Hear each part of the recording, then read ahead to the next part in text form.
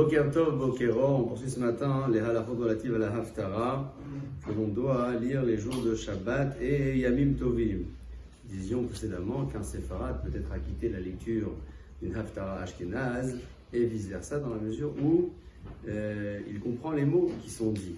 Lorsque le Shliach Tzibour lit la Haftara, le Kahal tout entier, l'assemblée, doit également lire de son côté, doucement certainement, mais l'obligation est une obligation collective. On doit donc chacun de son côté lire la Haftara doucement. Au moment où le Shliach Tzibour prend le Hamoud pour lire la Haftara, il récite 2 brachot au départ et quelques brachot à la fin.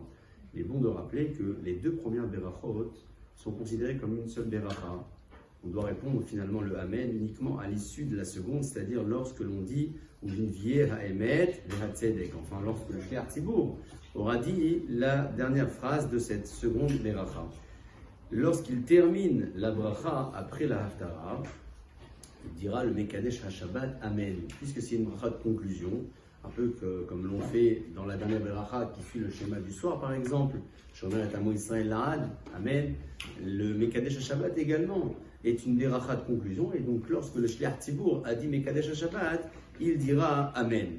Du côté de l'assemblée, avant même que le Shliach Tzibour ait conclu la Haftara avec les brachot, on a l'habitude de dire le Go'alenu.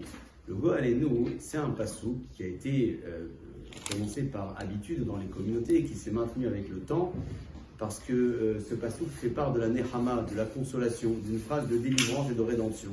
Donc même si parfois les Haftarot font part des événements critiques que le Ham Israël a traversés, on a pris l'habitude de terminer la lecture avec le Go'alenu pour terminer sur une note positive et espérer qu'Akadosh Baruch Hu, bien évidemment, nous délivre. C'est tout l'objectif au fond.